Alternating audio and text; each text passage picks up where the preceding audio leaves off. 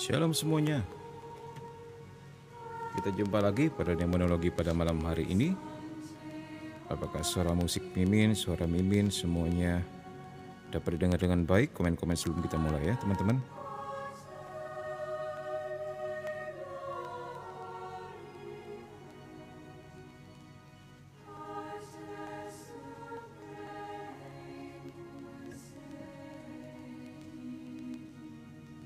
Ya, sebentar.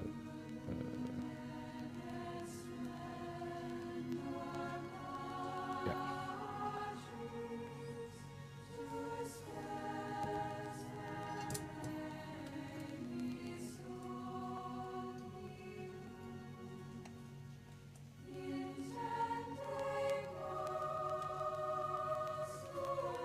Kalau sudah oke, kita bisa mulai.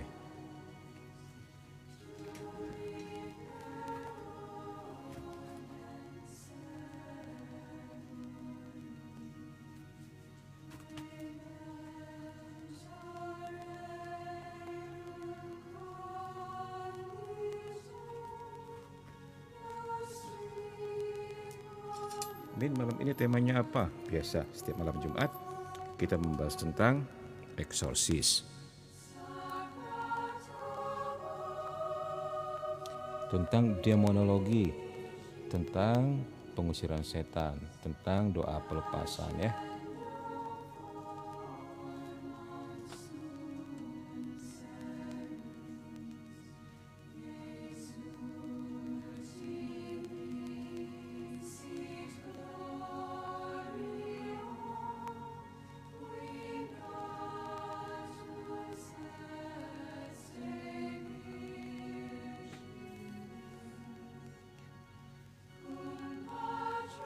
Min, akan ada film horor Indo tentang Katolik, Min. Oh iya, katanya bulan Oktober ya.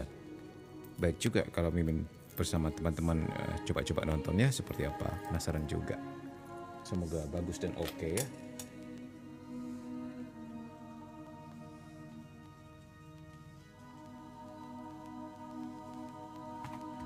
Oke, ready?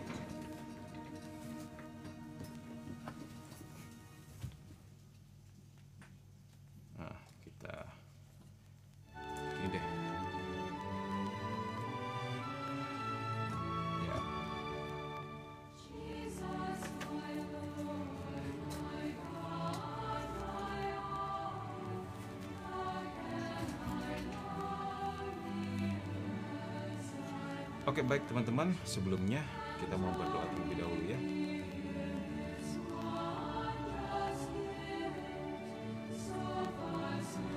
Sebentar kita buka filenya dulu.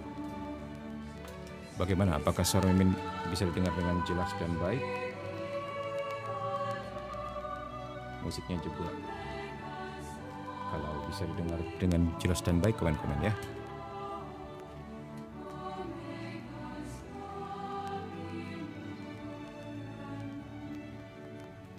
Musiknya kegedeannya oke deh.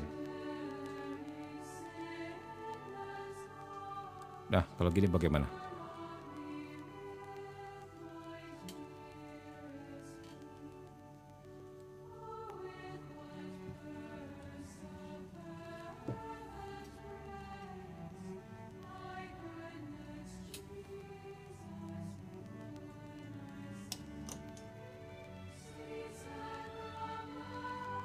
Sebentar, kena TikTok nih. Oke.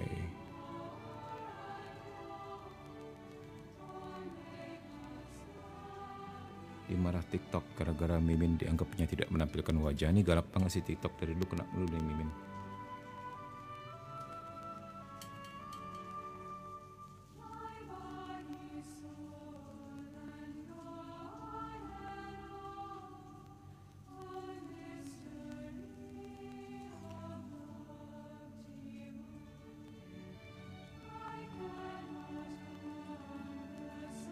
Musiknya bagaimana teman-teman? Sudah oke?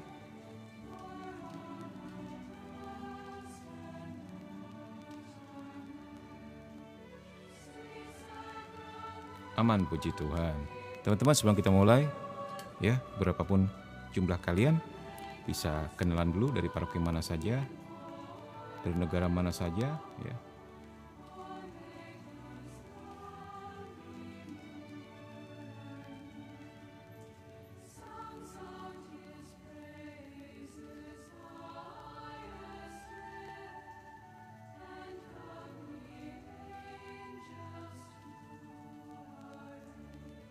Oke, malam ini kita bahas tentang apa? Masih tentang demonologi ya.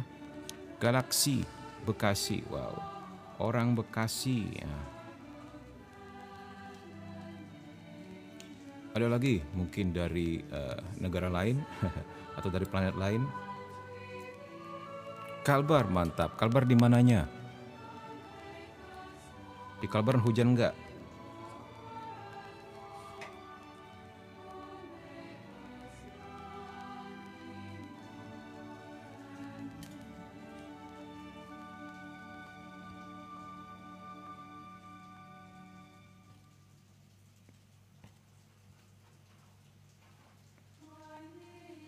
Sebentar. Oke. Pontianak, mantap. Pontianak paroki mana?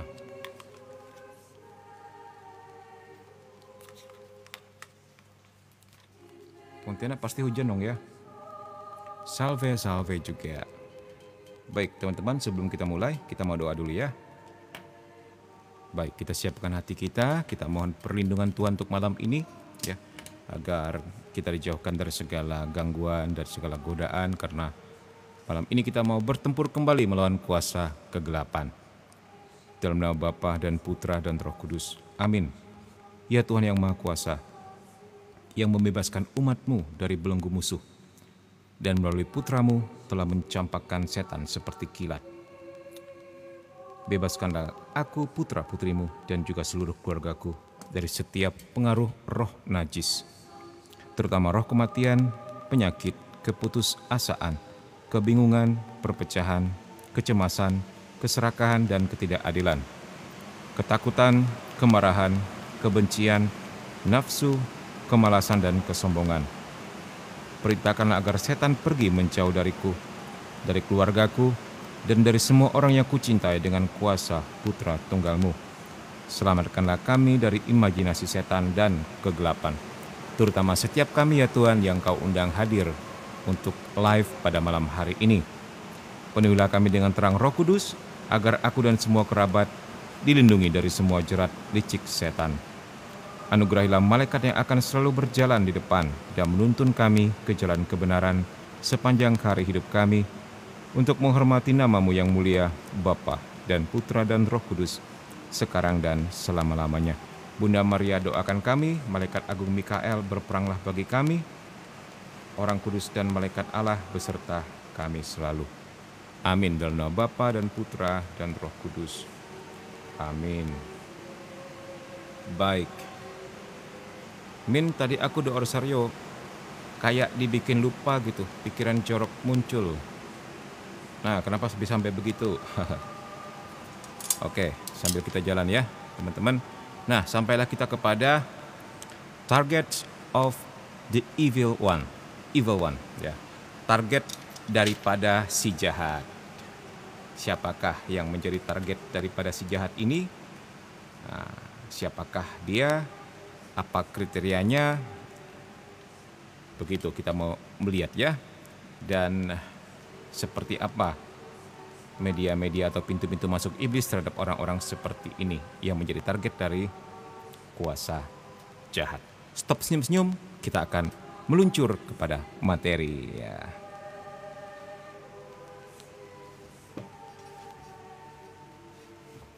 Nah, dikatakan di sini, I am often asked whether many are struck by the evil one. Saya sering ditanyai apakah banyak yang diserang oleh si jahat gitu.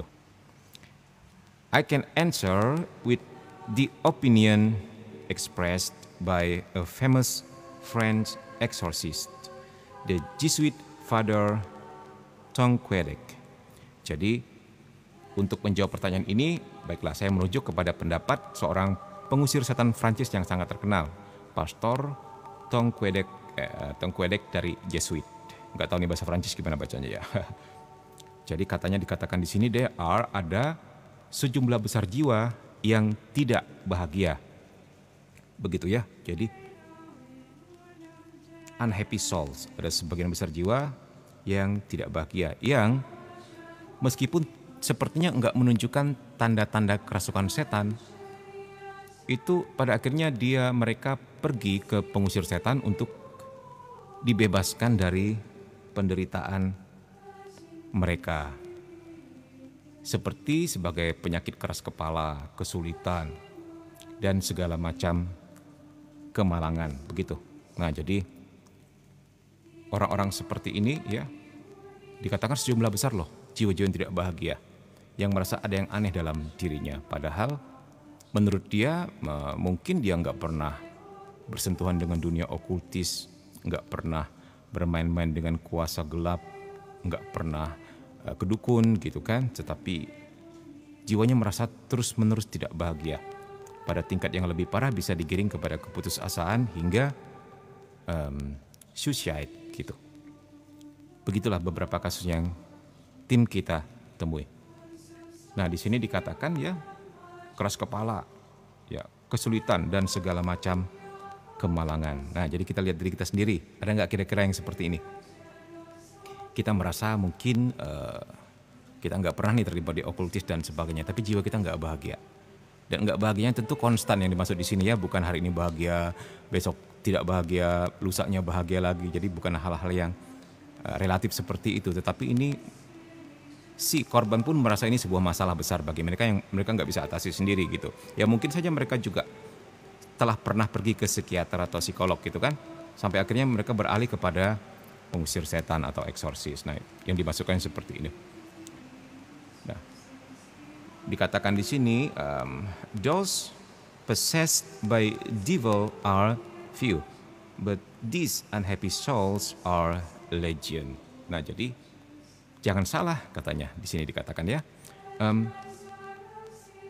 Mereka yang dirasuki iblis memang sedikit gitu, tetapi jiwa-jiwa yang tidak bahagia ini atau but these unhappy souls, jiwa-jiwa yang tidak bahagia ini sangat banyak jumlahnya. Nah, sekarang kita lihat apakah ada campur tangan atau intervensi setan atau iblis juga dalam kasus jiwa yang tidak bahagia ini. Baik, kita lihat lebih dalam. Oke, sebelumnya kita bahas dulu komen teman kalian. Min, tadi aku doa rosario kayak dibikin lupa gitu, pikiran jorok muncul. Peristiwa 1 dan 3 masih semangat, peristiwa 4, 5 langsung gak konsen, lupa terus. Ya tidak apa-apa, kembali lagi aja. Dan ketika pikiran-pikiran apapun yang muncul, kamu jangan menjadi skrupel, jangan menjadi merasa bersalah, jangan menjadi merasa tidak layak. Tidak, begitulah manusia. Dengan segala dosa-dosanya, dengan segala kelemahannya ya. Dan kita kembali selalu kembali dan selalu atasi. Setiap jatuh, bangun lagi. Nah, setiap kita lakukan itu, perlahan demi perlahan kecenderungan kita akan mengarah kepada Tuhan. Kecenderungan kepada kedagingan, kepada pikiran jeruk, perlahan akan terkikis. Begitulah manusia. Nah, yang mau diserang iblis dalam diri orang-orang seperti ini adalah menciptakan rasa bersalah, rasa tidak layak. Sehingga akhirnya kamu skrupel itu selalu merasa tidak layak, selalu merasa bersalah, selalu menyalahkan diri sendiri. Dan akhirnya tidak pernah maju dalam hidup rohani. Jadi, jangan mau dikalahkan oleh rasa-rasa seperti ini. Tetapi bahwa kamu telah mau berdoa rosario dengan segala kesulitan, dengan segala tantangannya, dengan segala jatuh bangunnya, itu sudah memberi rahmat tersendiri bagi jiwamu ya. So, bagaimana melatih supaya nggak berpikiran kotor? Itu by practice, nggak bisa menjadi tiba-tiba ya. Setiap hari berdoa, setiap hari atasi. Tanpa kita sadari ternyata kita telah melewati jalan-jalan itu. Segala kesulitan itu telah berhasil diatasi. Nanti seperti itu jalan hidup doa ya.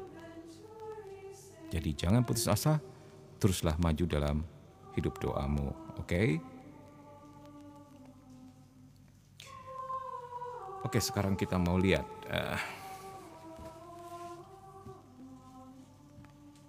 Jadi pengamatan ini masih valid, ya masih valid maksudnya. Ketika kita mulai mempertimbangkan ada perbedaan besar antara mereka yang benar-benar dikatakan truly struck, benar-benar terpukul, atau trauma masa lalu, begitulah maksudnya. dengan mereka yang hanya menginginkan pendapat otoritatif dari eksorsis, yaitu tentang, dikatakan di sini, tentang rentetan kesengsaraan.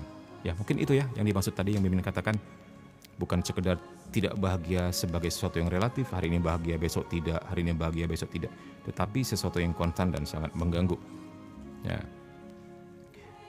Oke, dikatakan today, however, namun hari ini kita harus mempertimbangkan banyak faktor yang tidak ada pada masa Romo Tongquedec, katanya.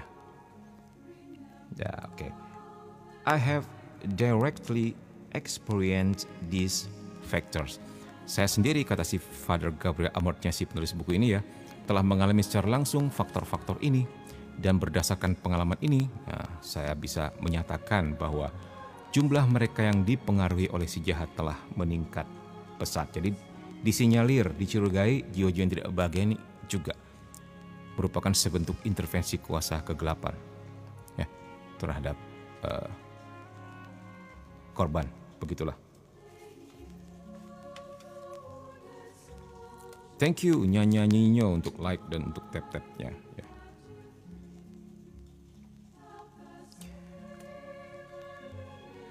Okay, the first factor that influence the increase of evil influences is Western consumerism. Nah, dikatakan di sini. Ya. Faktor pertama yang mempengaruhi meningkatnya pengaruh jahat adalah konsumerisme Barat. Jadi ada suatu sifat atau sikap konsumerisme. Itu sifat apa itu? Konsumerisme itu sikap yang selalu ingin apa? Memuaskan kebutuhannya. Itu konsumerisme ya. Berbeda dengan produsen atau produser yang menghasilkan sesuatu. Kalau ini enggak. Seperti sebuah sikap yang selalu ingin selalu ingin dibantu, selalu ingin menghabiskan, selalu membutuhkan sesuatu gitu. The majority of people have lost their faith due to a materialistic and hedonistic lifestyle. Jadi mayoritas orang telah kehilangan iman karena gaya hidup materialistik dan hedon. Ya. Jadi teman-teman, kalau kita lihat di Eropa, terutama di Rusia ya. Di Rusia ketika mereka pada saat beriman itu masih dikejar-kejar, masih disiksa, masih dihina, masih digencet, bahkan dibunuh ya. Itu iman bertumbuh dengan pesat. Bertumbuh dengan baik. Jadi iman bertumbuh di bawah tekanan. Nah, kemudian ketika negara sudah damai ya, tidak ada lagi yang mengejar-ngejar mereka, yang menyiksa atau menista mereka, ketika semuanya telah menjadi bebas untuk memeluk agama atau tidak beragama sama sekali. Ya. Lucunya iman mulai turun persentasinya atau statistiknya. Itu kenapa? Ya, begitulah manusia. Ya. Dan ternyata ketika konsumerisme masuk, hedonisme masuk, materialistik masuk, itu ternyata lebih membunuh daripada diktator, daripada si pembasmi orang-orang yang memeluk agama. Jadi ternyata ini lebih parah efeknya. Ketika orang merasa aman, ketika orang merasa tidak dikejar-kejar, materialistik tumbuh, hedonistik tumbuh, agama menjadi habis. Seperti yang terjadi di Eropa sekarang ya. Nah, gitu. Jadi seperti ada sebuah perbandingan terbalik. Padahal ketika iman dikejar-kejar, ya, itu imannya malah bertumbuh lebih kuat. Ketika negara sudah aman, ketika hedonistik dan materialistik masuk, ternyata itu lebih berbahaya ya. Nah, saya percaya bahwa sebagian besar kesalahan, sebentar ya, apa dikatakan TikTok nih? Turn on sebentar. Consumer promoting service, setting you turn on. Coba turn on apa sih? branded content sebentar. Ini dari TikTok nih apa nih teman-teman sebentar. Konten nggak mau deh. Bisa dimatikan nggak sih? Tell viewers that live remote. No, save. Oke. Semoga aman. Mungkin ada sesuatu yang mesti diklik dari si TikTok ya. Wah, Mimin kena violence terus atau violasi terus dari TikTok ya. Dia nggak suka Mimin tidak menampakkan wajah. Wah, nggak tahu aja dia kalau Mimin nampakkan wajah, teman-teman bisa pada pingsan. Oke, sampai di mana kita tadi? Iya, sampai ketika iman ditekan malah dia bertumbuh subur, tapi ketika negara aman dan setiap orang boleh memeluk agamanya masing-masing dan ternyata iman malah turun drastis.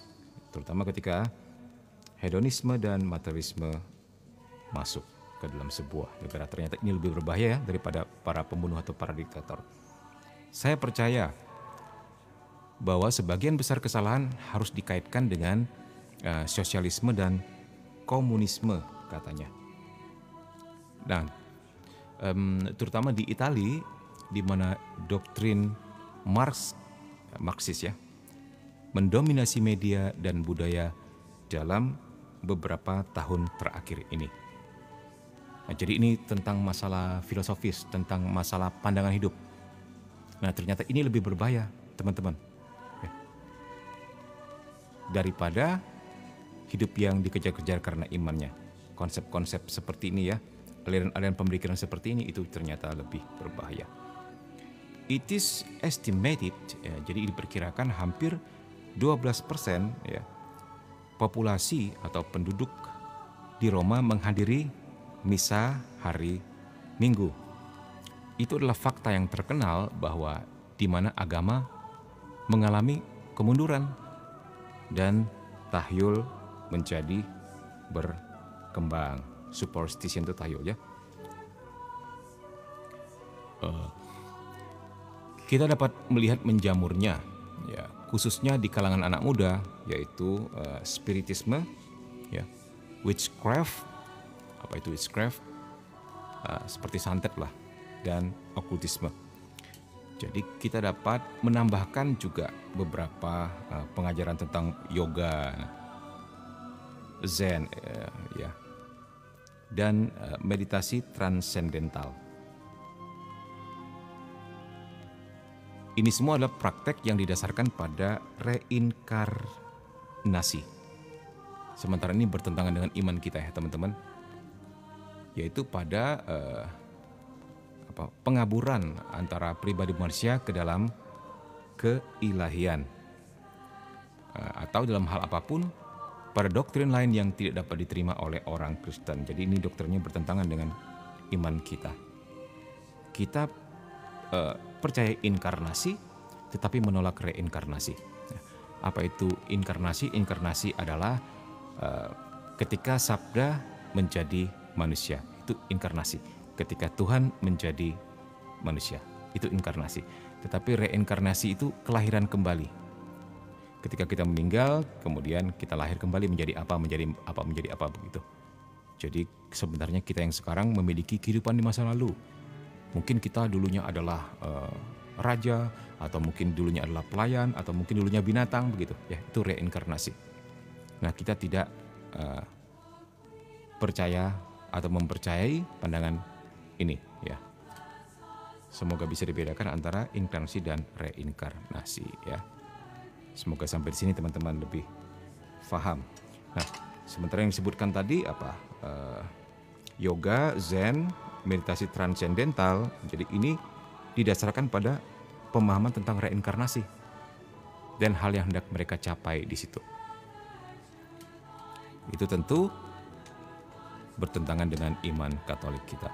Oke, dikatakan di sini we don't need to go to.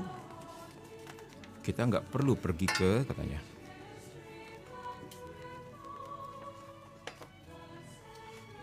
Pergi ke apa, Min? Nah, kita coba lihat di halaman selanjutnya. Nah, Kita nggak perlu lagi pergi ke India katanya. Kan biasanya kan ahli spiritual di India ya teman-teman, seperti kita ketahui. Untuk mempelajari Hindu atau bahkan meditasi, begitu yang terkenal itu di India. Yoga, kalau Zen sih kalau nggak salah dari Jepang. Kalau yoga tuh India. Jadi zaman ini kita nggak perlu lagi ke India untuk mencari guru. Kita bahkan bisa menemukannya ya di depan pintu rumah kita. Saking mudahnya akses kepada informasi pada zaman ini. Jadi jangan heran kalau temanmu tiba-tiba ada yang kesurupan atau keluargamu tiba-tiba ada yang mengalami sesuatu yang aneh-aneh setelah ritual-ritual tertentu di TikTok yang dia ikuti. Ya, itu. Apakah cek kodam kek, apakah diarahkan pada waktu live meditasi ini, meditasi itu, atau memberi bacaan ini, bacaan itu ya. Nah, jadi tim kita pernah nangani hal seperti ini. Seorang ibu 3 anak ya, yang karena sering ditinggal suaminya jadi dia suka nonton TikTok, akhirnya malah terjerumus atau ikut hal yang aneh-aneh, meditasi yang aneh gitu, ritual yang aneh sampai akhirnya kesurupan, nah suaminya kewalahan gitu. Ya. Ini yang dikatakan Father Gabriel Amor sebagai sekarang semuanya tersedia di depan pintu kita, bahkan di tangan kita, di jari-jari kita, yang baik maupun yang buruk. Nggak perlu lagi sampai pergi ke India untuk belajar hal-hal spiritualitas. Jadi hati-hati, manfaatkan HP-mu, laptopmu, atau gadgetmu dengan baik ya. Tetapi bahwa kalian telah hadir pada live pada malam hari ini, ingin percaya ini adalah sebuah undangan Tuhan untuk kalian, dan artinya kalian telah menggunakan seperangkat alat-alat tersebut ya untuk kemuliaan Tuhan. Puji Tuhan ya. Tepuk tangan untuk kita semua.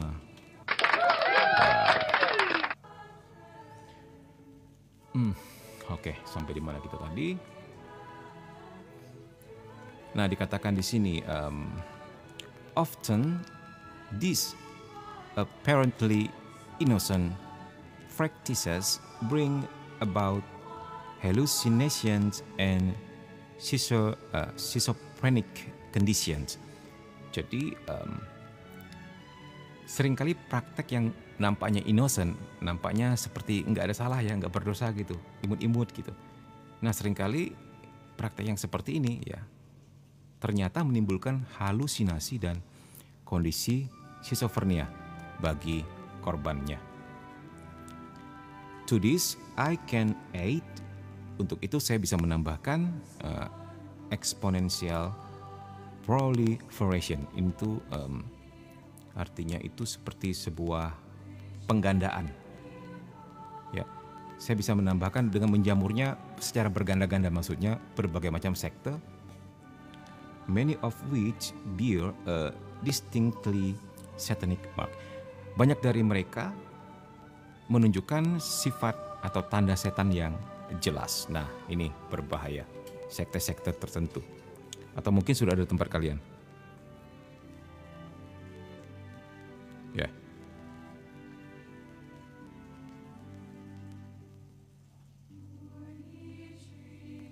Gitu. Semoga nggak ada ya, dan semoga kalian tidak pernah bertemu dengan orang-orang penganut sekte seperti ini ya. Oke, kita lanjutkan.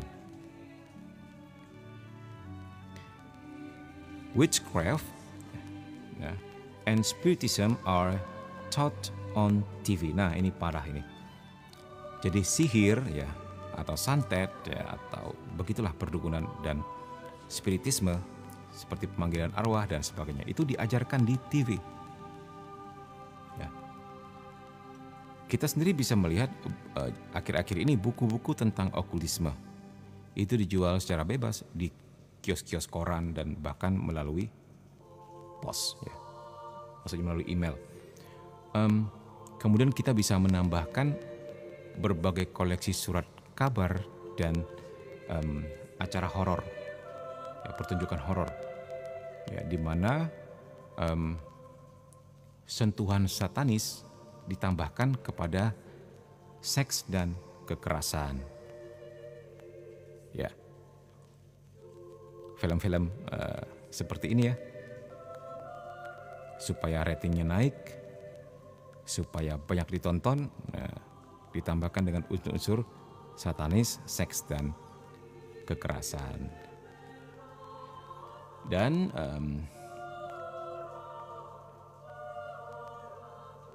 ini cukup parah ini. Dan kita nggak bisa mengabaikan menyebutkan semakin populernya jenis musik yang hampir obsesif.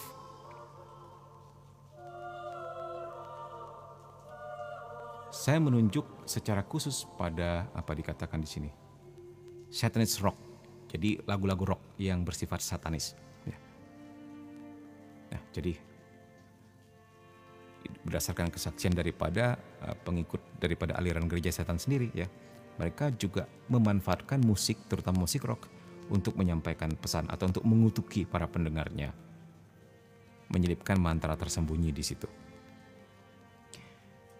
Piero Mantero, ya siapa ini, memperluas subjek ini dalam bukunya ya, jadi pengarang buku ya, Satana Elo Stratagema della Coda. Gak ngerti nih bahasa Italikanya ya. Nah, ketika saya diundang untuk berbicara di beberapa sekolah menengah atas, yang jadi maksudnya di SMA ya.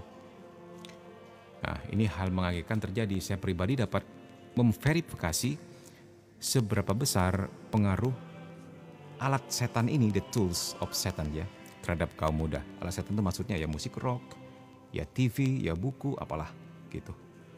Ya kios, begitulah ya. Tools yang bisa digunakan untuk sekte-sekte atau penyembahan-penyembahan seperti ini. It is unbelievable. Jadi ini sulit dipercaya betapa tersebar luasnya dengan begitu bebasnya ilmu sihir dan spiritisme dalam segala bentuknya di sekolah menengah dan atas. This evil, jadi hal yang jahat ini ada di mana-mana, bahkan di kota yang kecil. Nah, jadi seakan-akan sudah tidak ada lagi yang tidak bisa disentuh oleh mereka. Seakan-akan sudah tidak bisa bersembunyi lagi. Dimanapun kita berada, satanis bisa menjangkau. Untuk itu, kita harus selalu berlindung kepada Tuhan. Jangan lupa bentengi diri kita dengan doa, ya, dengan perbuatan baik, dengan baca kitab suci dan sebagainya.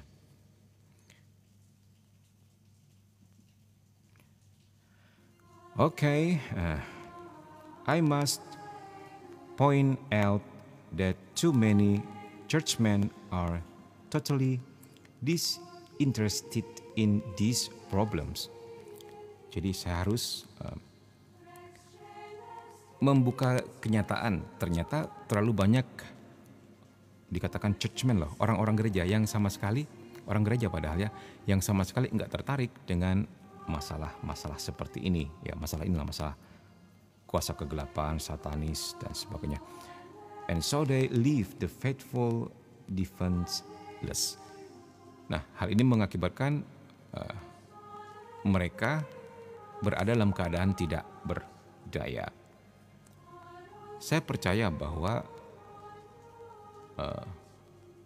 dikatakan di sini ya, I believe that taking most of the exorcisms out of the baptismal ritual was a grave mistake. Dikatakan di sini, saya percaya bahwa adalah sebuah kesalahan untuk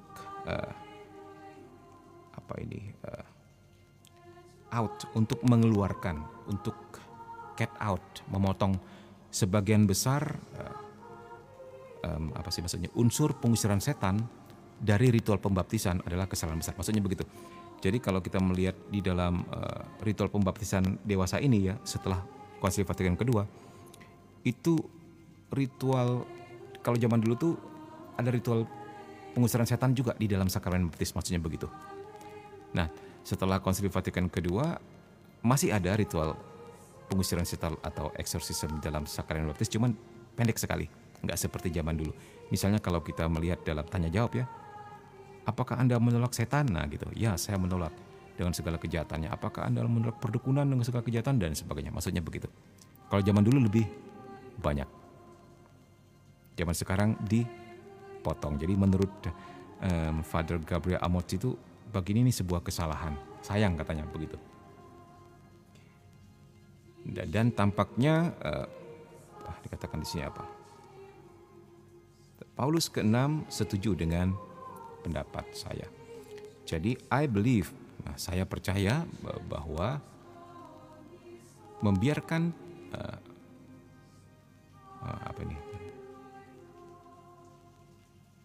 saya percaya bahwa membiarkan pelayanan, maksudnya menelantarkan pelayanan eksorsis dan membiarkannya menjadi mati adalah sebuah kekurangan yang nggak bisa dimaafkan katanya. Ini terjadi tepat di depan pintu para uskup. Ya.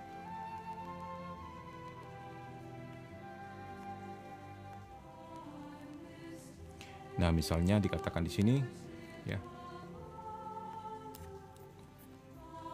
Kita ke atas dulu ya. Saya percaya bahwa adalah suatu kesalahan besar untuk menghilangkan tanpa pengganti yang sesuai, maksudnya. Without a suitable replacement. Tanpa pengganti yang sesuai. Doa kepada Santo Mikael, Malaikat Agung, yang biasa kami ucapkan setiap setelah misa. Jadi zaman dulu, selain ritual eksorsisnya dalam sakramen baptis itu lengkap, ada juga doa kepada Santo Mikael gitu. Dan itu juga akhirnya tidak diwajibkan lagi oleh gereja. Padahal pada waktu Konsili Vatikan pertama, setelah misa itu wajib doa kepada Santo Mikael. Gitu maksudnya begitu. Nah, kalau sekarang diserahkan kepada devosi masing-masing. Nah, bagi Father Gabriel Amorth ini, saya yakin bahwa menelantarkan pelayanan pengusiran setan dan membiarkannya menjadi mati ini merupakan sebuah kekurangan yang nggak termaafkan, dan itu terjadi tepat di depan pintu para uskup, katanya begitu ya. Jadi every diocese should have at least one exorcist at the cathedral. Jadi setiap keuskupan seharusnya memiliki setidaknya satu pengusir setan di katedral. Dan setiap paroki besar, ya, dikatakan dan sanctuary harus memilikinya juga. Maksudnya sanctuary itu seperti tempat peziarahan lah, begitu loh ya. Itu harus memiliki juga. Ya. Today, hari ini, ya, para pengusir setan dianggap langka, hampir susah, hampir sulit sekali ditemukan. Aktivitasnya di sisi lain memiliki nilai pastoral yang sangat diperlukan, sangat berharga. Sama berharganya dengan aktivitas pengkhotbah, bapak pengakuan, dan mereka yang melayani sakramen-sakramen lainnya. Jadi dalam pandangan Father Gabriel Amorth, sayang sekali kalau jika keuskupan menelantarkan perlunya setiap eksorsis di setiap keuskupan. Sayang sekali kalau ini diabaikan begitu. Padahal banyak sekali buah-buah positif yang luar biasa yang bisa dihasilkan dari sini. Nah, ini benar sekali kalau dibandingkan dengan pengalaman Komsa KKSM sebagai tim ya, yang hampir tiap hari kedatangan orang-orang yang mengeluh terkait kuasa kegelapan ya. Ini teman-teman kalau mau melihat ya, barusan kita beberapa hari ini juga, ini sebagian saja yang Mimin tunjukin ya. Nah, mau melihat nggak? Kok nggak ada komen?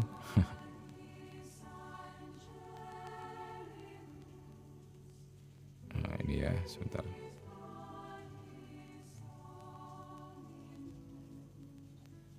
Nih.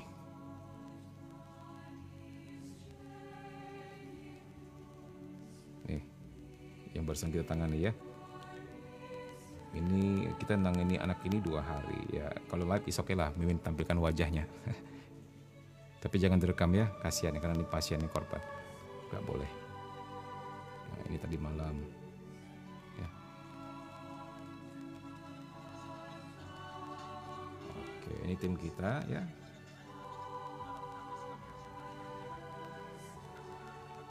Jadi anak ini masih menyimpan jimat. Jadi doa pertama ketika jimatnya belum diserahkan, masih susah untuk dilepaskan. Itu jimatnya. Tadi jimatnya. Oh ini yang kedua. Yang sudah pakai jimat yang kedua. gitu.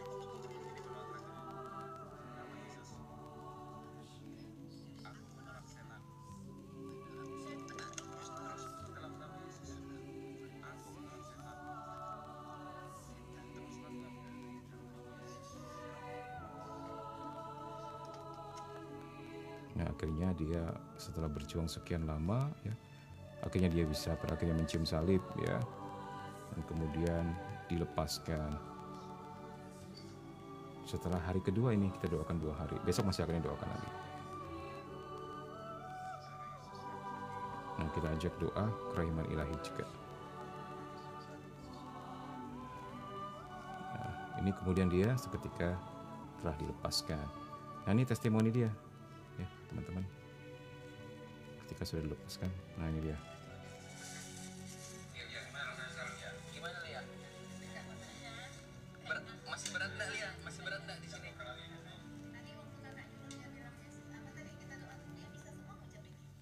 Terus yang di rumah tadi orang-orang itu nggak ada kelihatan lagi? Orang-orang itu maksudnya makhluk-makhluk yang sudah nggak bisa lihat lagi. Nggak ada sama sekali. Sebelumnya dia punya punggung selalu merasa ada yang nunggangin. Nggak pakai syarat lagi ya? Ya, hal seperti ini hari-hari kita alami seperti ini teman-teman.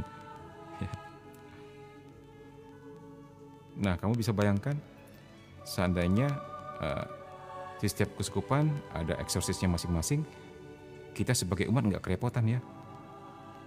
Ya kerepotan gitu, karena kita mendapat bantuan yang luar biasa dari tenaga para imam-imam eksorsis ini.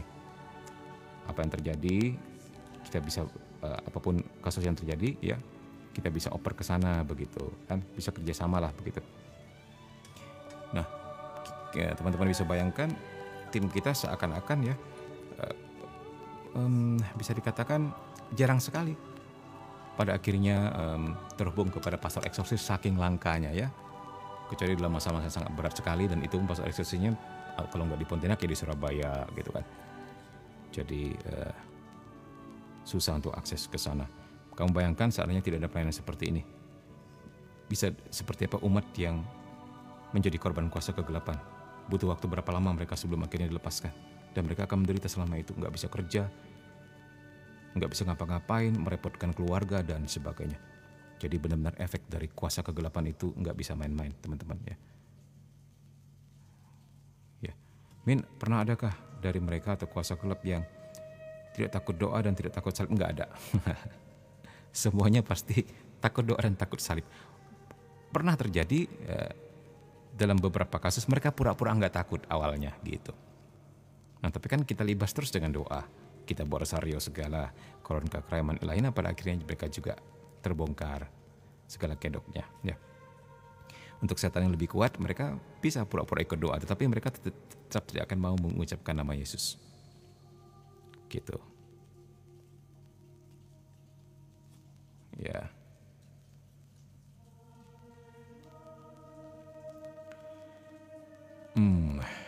Apalagi sampai di mana kita tadi ya? Jadi anak ini mana ya ini? Mau tunjukin. Oh, tapi banyak sekali ternyata dia punya jimat. Sebentar, Mimin kirim dulu deh jimatnya. Mau Mimin tunjukin ya.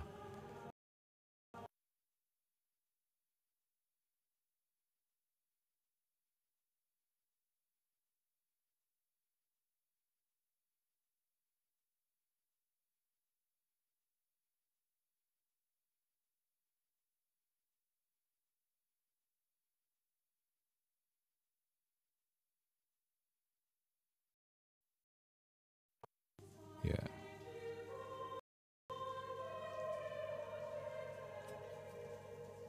Nah, Mimin mau tunjukkan jimatnya, tadi agak ke pause karena gambarnya di HP yang ini. Jadi ceritanya anak ini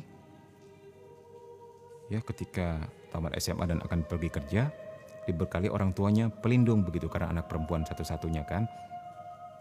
Nah, sebenarnya maksud keluarnya pasti baik. Setiap orang tua tidak ingin anaknya tidak terlindungi kan begitu. Tapi begitulah, mungkin akses ke pastornya susah karena di pedalaman sekali, akses ke dokternya susah, akhirnya dikasih pelindung sendiri. di luar Tuhan, dan malangnya anak yang tidak tahu apa-apa ini menerima begitu saja karena pemberian orang tua ya. Ini sebenarnya potret atau gambaran anak-anak kita di pedalaman pada umumnya yang selalu dibekali sesuatu oleh orang tuanya yang ternyata malah merasuki si anak-anak ini. Ini barang-barangnya.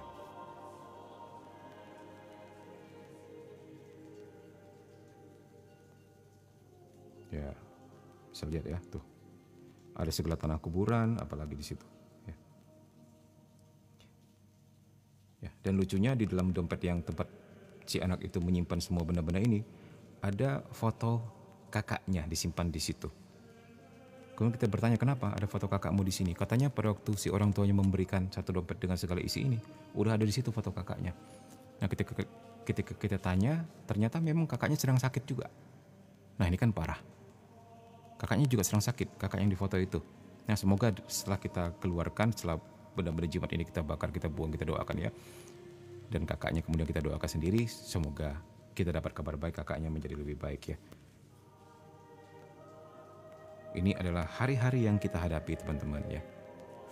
Doakan juga tim kita Komsa KKSM, karena kita bukan sekedar tim yang cuap-cuap di depan meja, tim yang sekedar memberi makanan rohani atau sekedar berkorban, tidak. Kita langsung turun ke lapangan, dan hal-hal yang kita sajikan kepada teman-teman adalah pengalaman pribadi kita. Nah, jadi cerita-cerita yang seperti ini di buku-buku ya, tentu ketika Mimin share ke teman-teman akan terasa lebih powerful, karena perasaan itulah yang Mimin dan teman-teman alami ketika melakukan doa pelepasan atau berhadapan dengan setan. Jadi bisa connect sama penulis bukunya, maksud Min begitu. Begitulah.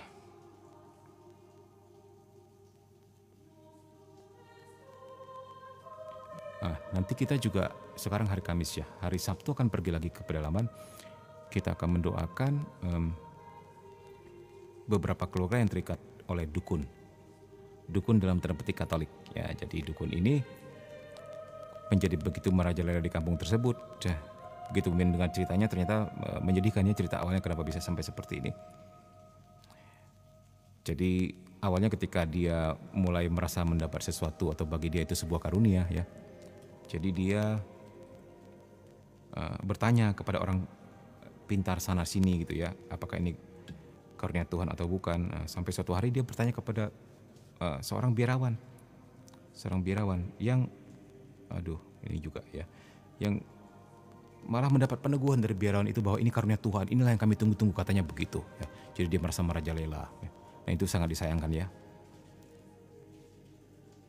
Terus udah gitu dia juga, kalau biarawan ini memang dia bersama temannya, jadi temannya juga mendengar. Jadi ini bukan sebuah katanya-katanya, tapi temannya juga benar, iya brother itu katanya meneguhkan ini karunia Tuhan. Nah, sejak saat itu dia merajalela. Kemudian dia bertanya lagi kepada pasar siapa. Nah, kali ini sendiri dia perginya. Jadi cerita, iya pasar itu juga meneguhkan saya, katanya gitu. Jadi dia merajalela di situ, padahal buah-buahnya sama sekali bukan buah rohani yang dihasilkan pada saat itu. Dia nggak pernah ke gereja juga ya. Dan anak istrinya kemana-mana, keluarganya kemana-mana, bertengkar terus. Jadi sebenarnya kita bisa melihat juga dari keluarganya. Kalau karunia Tuhan bekerja dalam dia, keluarganya pasti juga mendapat berkat kan. Hal seperti ini. Tapi umat pada akhirnya percaya begitu saja dengan segala dalam tanda petik karunia-karunia yang dia miliki. Katanya yang bisa melihat ini, melihat itu di dalam rumah orang, mengobati sakit orang, dan ternyata malah mengikat dan semakin parah. Salah satu modus operandinya seperti kalian bisa lihat di video-video Mimin posting ya. Dukat atau dukun Katolik, dukun tanda petik Katolik ya. Pada umumnya seperti itu ya. Ujung-ujungnya duit gitu. Tapi habis udah ratusan juta. Dan jadi Mimin bersama tim akan ke sana nanti untuk menetralisir setiap rumah-rumah yang telah dipasangi sesuatu ya, dan sebagainya. Ternyata begitulah ya. Itu seperti MLM. Jadi kalau kita kenal sama orang yang menurut kita kuat, orang menurut kita baik, ternyata malah menjadi dukun. Dan menurut kita awal-awalnya ini bagus nih, akhirnya kita kenalin ke keluarga kita, keluarga A, B, C, akhirnya semua keluarga kita terikat. Ini yang terjadi di kampung, kasihan sekali. Nah lucunya si dukun ini ya, ketika beberapa korbannya kita doakan, sekarang dukunnya sakit keras. Sampai sekarang.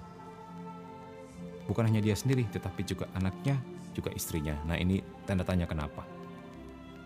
Setelah beberapa korbannya datang ke rumah, jadi beberapa korbannya bahkan bikin WA group ya dengan si dukun ini. Apa nama WA-nya? Namanya rohani sekali. domba-domba Tuhan gitu. Jadi banyak orang yang mengabdi kepada si dukun ini tergabung ke dalam WA grup ini dan percaya aja apa yang dikatakan si dukun ini. Kasihan sebenarnya. Min, doa deliverance yang jadi rujukan Mimin apa saja sih buat pelepasan? Lihat aja di ini. Kamu boleh googling doa kuasa Katolik. Mesti ditambahin ya, karena takut ada juga penyusup-penyusup yang mau menyesatkan iman Katolik sehingga buat doa kuasa tandingan. Boleh googling doa kuasa Katolik gitu di apakah di YouTube, di TikTok maupun di Google, atau lihat di ini di akun Mimin ya, di bagian playlist. Nah, di playlist ini kamu lihat di bagian deliverance atau di bagian doa nih, bagian deliverance dicek ya. Juga di bagian doa dan mana sih doa nih ya, nanti cek di situ ya. Nanti kalau lupa DM Mimin aja, nanti Mimin ingatkan atau Mimin mention begitu. Pada intinya semua doa baik pada intinya ya. Bahkan doa kami pun punya kuasa yang luar biasa, bahkan karena itu doa di Yesus sendiri yang diajarkan Yesus sendiri untuk mengusir setan. Nah, setiap doa apapun kamu boleh diawali atau ditutup dengan doa Bapa Kami. Tambah lagi doa Salam Maria ya. Kita semua tahu Bunda Maria sangat dibenci oleh kuasa kegelapan karena mereka nggak suka dikalahkan oleh manusia yang penuh rahmat ini, karena kodrat mereka adalah mantan malaikat. Jadi mereka nggak bisa sombong di hadapan Bunda Maria. Bunda Maria adalah manusia dikaruniai rahmat sedemikian rupa, bahkan diangkat menjadi Bunda Allah. Itu benar-benar menyesakkan dada si mantan malaikat ini gitu ya. Jadi mereka benci sekali kalau kita doa rosario. Hal seperti itu ya. Thank you buat gift-nya.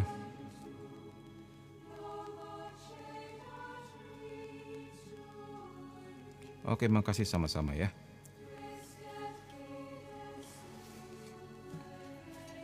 Oh ya teman-teman, Mimin mau bicara sebentar tentang buku yang Mimin temuin kemarin ya. Sebentar ya, Mimin ambil bukunya.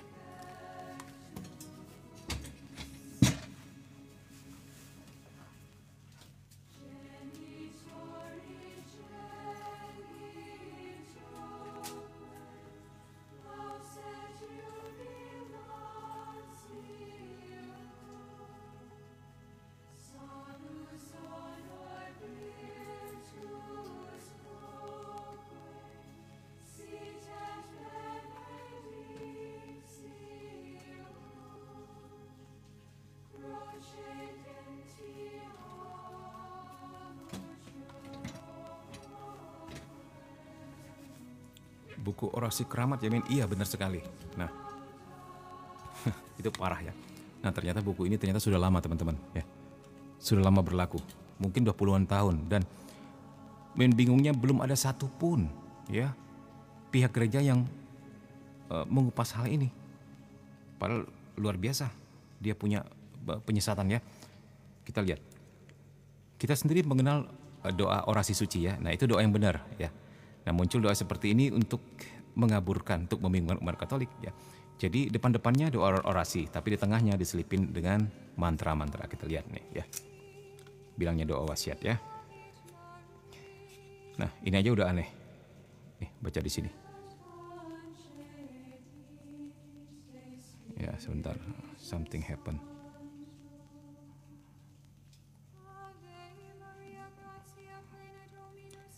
Di toko-toko rohani rata-rata ya ada buku seperti ini. Malangnya Min malah menemukan ini di Komsos, komunitas apa itu? Komsos. Itu kan benar-benar toko yang ditunjuk oleh gereja. Jadi benar-benar bukan setiap umat yang ingin jual barang-barang rohani begitu aja, tapi benar-benar tokohnya gereja gitulah. Apa sih nyebutnya? Toko rohani dari gereja katedral misalnya begitu. Jadi benar-benar resmi, official dari gereja. Jual beginian. Tuh. Baca, coba kita lihat. Ini kan aneh ya. Bangunan serta bentuk doa dalam buku kecil ini, nih, bahasanya juga aneh. Tidak serupa dengan yang lazim dipakai. Karena buku kecil ini pemakaiannya akan terpikat oleh pribadi kita. Ini aneh. Buku kok terpikat pada pribadi. Tetapi terutama oleh isinya yang dalam. Siapa yang berhak menentukan dalam atau enggak. Buku kecil ini tidak boleh dirubah doa-doanya. Nah ini, ya, tidak boleh diubah, ini udah mencurigakan. Hal ini berlaku seperti mantra. Mantra kan nggak boleh diubah. Ya, yang namanya doa kita kan selalu berubah. Terutama kalau kita doa spontan kepada Tuhan kan. Nah dengan buku ini kiranya dapat memenuhi hasrat kita yang ingin berbicara dengan Tuhan, Bapa kita yang ada di surga, dengan kata-kata asli dari hati kita sendiri. Ini bahasanya dan logikanya nggak nyambung. Pergunakanlah buku kecil ini di waktu kesulitan kita. Ngapain coba? Ketika kita kesulitan datang kepada Tuhan dalam doa, nggak perlu buku beginian. Ya, kalau kita yakin dan percaya permohonan kita sukses selalu. Masalah sukses atau tidak sebuah doa itu tergantung kehendak Tuhan. Tergantung juga motivasi kita kan begitu. Bukan tergantung buku seperti ini, hati-hati ya. Ini baru hal kecil, teman-teman ya. Nah, ini doa-doa pada umumnya ya. Ini masih doa-doa yang baik ya. Kita lihat di sini. Masih oke lah ini. Walaupun Min belum pernah praktekkan doa ini ya. Dia sebut-sebut seperti ini. Tapi Min yakin teologinya oke lah. Maksudnya dia selipin. Nah, dia selipin doa-doa aneh di tengah-tengah doa-doa yang baik. Maksud Min. Nah, ini dia. Ini aneh banget. Doa untuk jaga diri, kita lihat deh. Yesus, tolonglah aku, curahkan rahmat-Mu untuk jiwa ragaku yang keluar dengan pedang yang bernyala dari matamu dan matamu yang bernyalakan api seluruh tubuh hamba-Mu ini. Ngapain coba? Aneh banget. Doa untuk ikat mata. Petrus dan Elias, ikatlah tali kawat, ia besi dan tutuplah mata. Sebut nama orang, awan turun bersamamu. Ini aneh banget. Ini kayak mantra aneh. Belum lagi amalannya. Waktu doa tutup mata, sesudah doa gosok-gosok tangan, baru lap ke muka. Ini ya. Ya, terus doa untuk kunci mulut, nih ngapain coba? Tuh, pakai nama Roh Kudus lagi gitu kan? Jadi seakan-akan untuk memikat korban, seakan-akan ini doa Katolik gitu kan, atau doa Kristen. Nah, bahasanya udah aneh. Roh Kuduslah, lidah api terpasang, palang Yesus. Artinya apa? Berdiri, A, I, U, hap, siap, sebut nama orang itu. Coba, terus kunci mulut orang lain juga ngapain coba? Nih amalannya, sesudah doa sebut nama orang atau musuh, coba. Untuk mengunci mulut musuhnya, padahal kita diajarkan untuk mendoakan musuh kan. Terus dari Senon, padahal doa untuk jaga diri mah bisa pakai doa jiwa khusus. Ya, banyak sekali, bahkan kita bisa bikin sendiri ya. Misalnya, Tuhan Yesus, saya akan keluar rumah hari ini, jagalah saya, lindungilah rumah saya, dan berkatilah setiap perjalanan saya. Gitu aja, udah melindungi kok, nggak mesti pakai doa-doa khusus ya. Nah ini juga apa ini? Aduh, aneh-aneh. Bingung, sudah puluhan tahun katanya ya konon ini, belum ada yang bicara tentang hal ini. Sudah berapa banyak umat Katolik yang disesatkan, kamu bisa bayangkan. Nah ketika Mimin posting ya, terutama di Instagram, di Facebook, juga di TikTok kita ya, yang ngenes di ini, di sebentar, Mimin tunjukin ya. Ini lebih ngenes lagi. Bilangnya apa? Min, aku ada doa itu udah lama, dikasih oleh kamu tahu nggak dikasih siapa? Oleh guru agamaku. Itu parah banget loh. Kita lihat ada komentar baru nggak ya, sebentar ya, kita cek. Sebentar. Ini teman-teman boleh juga mampir di ini nih, di sini. Nah ini juga Komunitas Katolik Saling Mendoakan atau KKSM adalah fans page-nya daripada Komsel KKSM ini di Facebook. Kita lihat ada komentar baru nggak? Nah ini kan main posting tadi ya. Lumayan 2.400 play, 11 komen, 12 share. Kita lihat komennya apa aja. Ini buku doa menyesarkan ini betul ya. Dia penuh apa? Terima kasih atas itu betul. Nih, kalau hal yang baik menurut saya pribadi nggak masalah selagi mengajarkan dan menyembah Tuhan Yesus. Tapi dia kirim doa ini. Doa ini sih betul, yang orasi suci yang asli ini ya. Tapi kalau yang keramatnya seperti ini itu nggak betul ya. Dia dompleng ya. Terus dijawab oleh siapa ini? Mungkin nggak tahu sih. Nah benar, ini orasi suci kan, bukan orasi keramat seperti yang divideokan oleh Mimin katanya. Jadi beda buku. Nih dia, Min saya punya buku orasi ini, guru agama saya yang kasih. Awal saya baca kok aneh ya, adalah seperti itu. Tapi tetap saya simpan, kadang kalau bepergian jauh saya bawa. Coba, nih sudah lama ini ternyata. Santai saja, kata si Elias. Saya percaya kalau dengan doa di dalam orasi itu, saya percaya kok dengan doa di dalam buku ini. Apalagi kalau waktu terkena gigitan ular berbisa. Pokoknya tergantung keyakinan kita deh, katanya gitu. Nah ini betul-betulnya, bukan orasi yang asli. Yang bilang kayaknya buatan Kadrun, karena memang ada beberapa bahasa yang aneh di situ. Nanti tunjukin ya, kenapa disebut buatan Kadrun ya. Atau mungkin kalian sudah punya sendiri dan mau baca sendiri, ya baik sekali. Kita lanjutkan sampai di mana tadi. Nih, doa masuk kampung orang, coba kita baca. Roh Kudus berupa api, rupakanlah doaku ini berupa angin ribut. Merahkanlah kata doa ini. Artinya apa ya? Itu bagaimana caranya buang ludah ke muka? Mungkin titip sama teman kali. Titip sama teman, aku ludah kamu dulu ya, terus kamu ludah saya. Aneh-aneh. Doa untuk kebal kulit gitu kan. Apa maksudnya gitu kan? Ini kena restrict dari TikTok lagi. Wah, sebentar.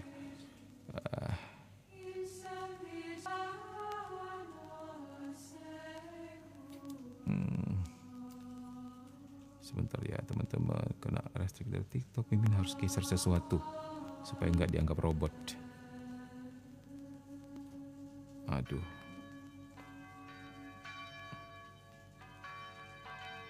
TikToknya jahat banget sih Mimin. Oke, kembali normal, puji Tuhan. Apalagi ini, ini segala Adam dan Hawa pun disebut ya. Padahal kan boleh dikatakan dua orang ini orang gagal. Ya. Kecuali mungkin di agama sebelah Adam dianggap nabi atau Hawa dianggap nabi ya. Bagi kita sih enggak nih. Coba. Sesudah doa buang air ludah. Kebal dan sebagainya. Nih, doa kebal ada buluku jarum, kulitku tembaga, isiku air uratku.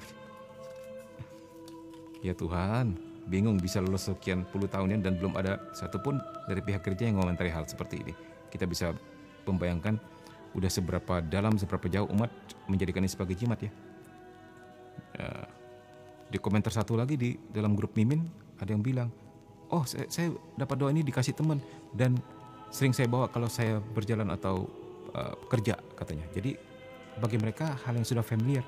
Padahal ini mengarahkan umat pada untuk menjadi akrab dengan mantra, dengan okultis loh teman-teman. Jadi mainnya halus ini. Ya, nih. Doa untuk membunuh kekuatan Gogol Roger. Siapa itu Gogol? Ini juga aneh-aneh. Raja Farao disebut lah. Padahal dikatakan tadi apa di sini? Tidak boleh diubah doanya. Kata-katanya nggak boleh diubah. Coba. Nah, jadi siapapun yang buat doa ini ya, penerbitnya dan penyebar luasnya harus bertanggung jawab untuk menjelaskan seperti apa. Karena ini memang nggak ada imprimaturnya, nggak ada penerbitnya, itu nggak ada. Semua orang bisa bikin dan cetak dan jual. Ini kan bahaya. Untuk tahan banting segala untuk menghadap musuh. Padahal kita disuruh mengampuni musuh, ya. Apalagi untuk tangkis. Tuh atas rohmu yang mustajab nih, bahasa apa ini? Mustajab. Untuk elakkan dari pukulan nih, roh tubuh TK Wolas keka Yesus asi nenek moyangku adun nawa. Ya Tuhan. Nah ya. Dan parahnya lagi di salah satu komen TikTok ya. Ini parah loh ya. Tapi teman-teman juga mesti tahu kondisi gereja kita seperti apa. Ketika ada salah satu akun yang mengatakan dia sedang kesulitan mau melahirkan dan sebagainya, tiba-tiba ada satu ini suster komen di bawahnya.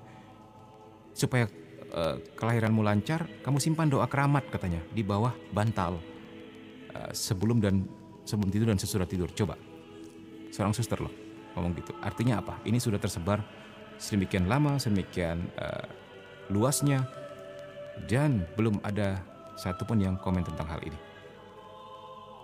Doa untuk tahan pisau ya, nih. Roh ilahi akulah Allahmu, coba. Eluk si mata besi, penjilat hati melayang badanku Allah amin. Sesudah doa lap muka sampai 3 kali baru jalan. Siapa yang ngajarin doa seperti ini? Tahan tombak lah ya. Ini dari mana asalnya, mimpi ingin tahu ini. Coba cek di toko rohani tempat kalian, pasti ada nih. dia tersusup di antara doa orasi suci ya. Ya, nih, ini artinya apa ini? Hati-hati ya teman-teman ya, ketemu buku seperti ini. Ini penyusupan yang jelas-jelas sekali di depan hidung kita. Nih,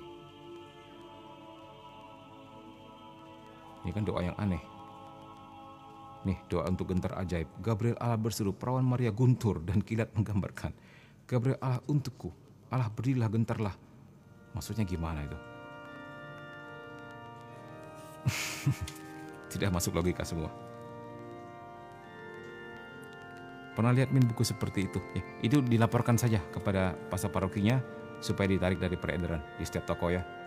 Ini gawat sekali nih. Nih, oh Allah bantinglah segala musuh Tuhan dan musuhku demi atas tangan Mikael hulu balang Allah. Amin.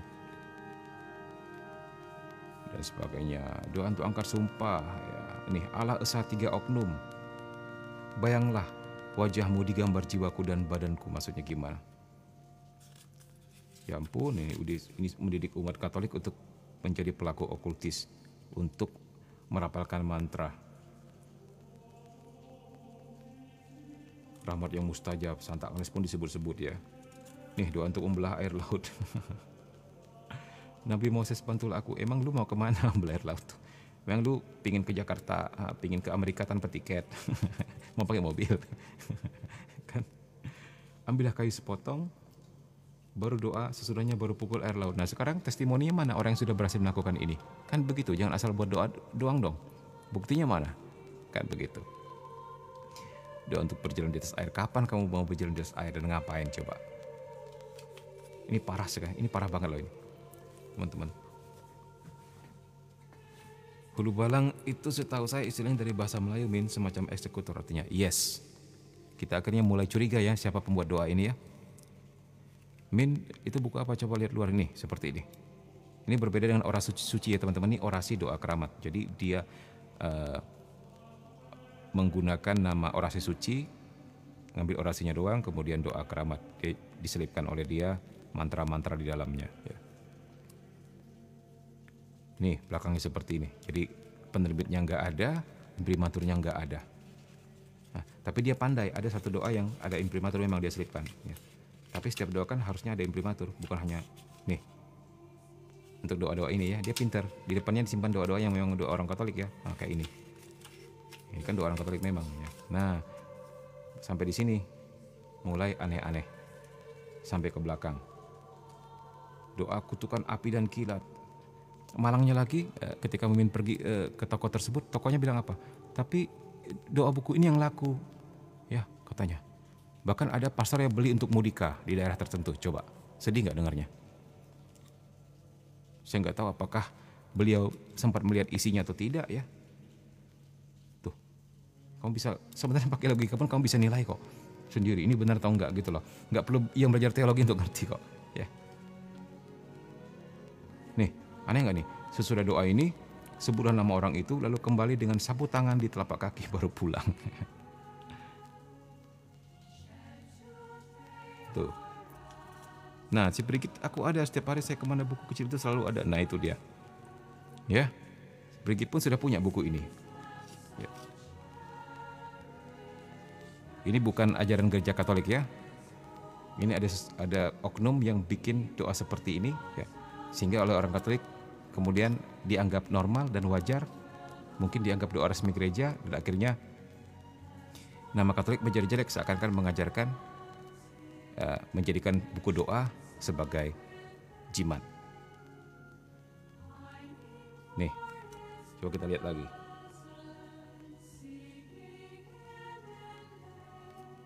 Nah ini sih bagus, ini bagus ya teman-teman. Ini doa biasa. Oh Santissima itu ya itu gelar kepada Bunda Maria. Oke. Nanti kita lihat ada yang aneh ya. Ini tulisannya salah ya, Veni Sancte Spiritus, bukan begini tulisannya. Padahal katanya kan nggak boleh diubah. Tuh, ini kayak Veni, datanglah Roh Kudus. Tanamkanlah roh kekautan dalam diriku, Venite, amin, kekautan. Nggak boleh diubah kan katanya.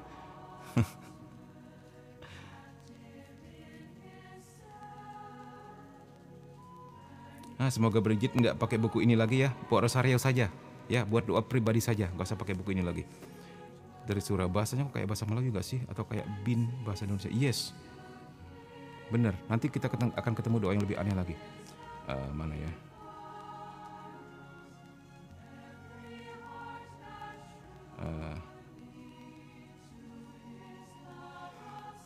Sebentar kita cek ya. Mana lagi ya? Ini ngapain coba? Doa untuk ikat musuh. Nyawa lam, barang lam, forget to forget. Ini bahasa apa coba? Ini mungkin belum lihat nih. Pakai mana? Doa untuk sembunyi diri. Emang kamu ngomong apa yang sembunyi coba? Oh, lembing suci tempat aku bernaung, batin Allah siap menghojat, mati berdiri. Nah, coba.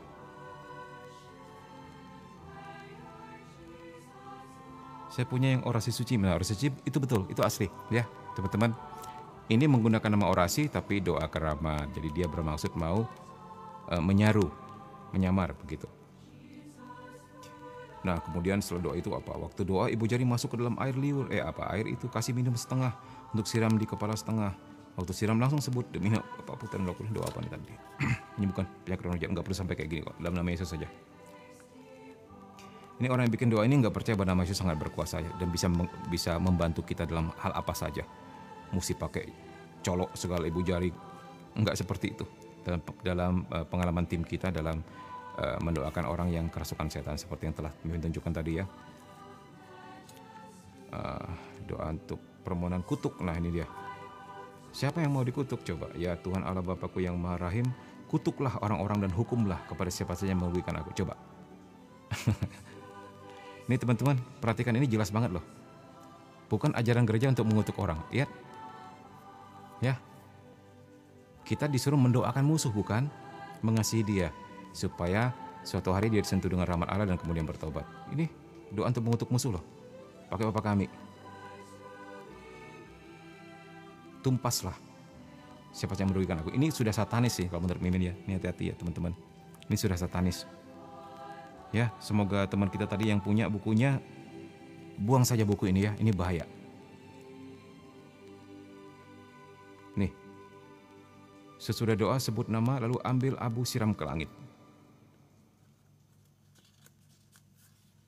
Doa untuk gaib diri Nabi Henok dan Elias dampingnya daku amin. Ngapain coba? Doa untuk tahan batu. Nah, emang lu kapan dilemparin batunya? Emang lu bikin salah? Nih, roh ilahi akulah Allahmu. Ayo. Kok bilang diri sendiri Allah? Ini sih sudah bukan sekedar orang iseng bikin doa tapi sudah satanis ini. Sebuah mantra, sebuah penyusupan. Ini bagi Mimin sudah pekerjaan setan juga ini. Mereka cukup berhasil ternyata selama puluhan tahun ini menjual ini dan banyak sekali orang Katolik yang terkena. Ya, doa untuk himat rotan ini apa? Kulit besi, petani rotan, wakara Moses. Ini maksudnya apa? Nggak ngerti. Doa untuk tinju melayang. Nah ini untuk ninju orang nih ya. Roh ilahi akulah Allahmu tete sawani meri depi weda ri apa ini? Tanganku seperti besi 3 piko. Tuh.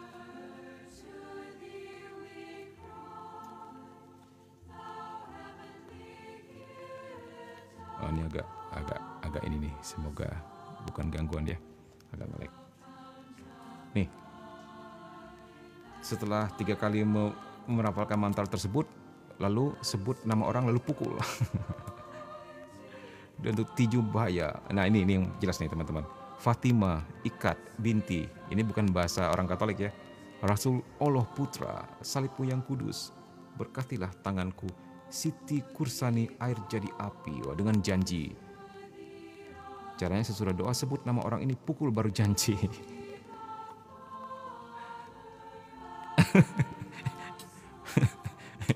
Ini logis yang dikatakan oleh nyanyi-nyanyi ini. Keburu kita ngapalin mantra, rapalin mantra, udah kepukul duluan.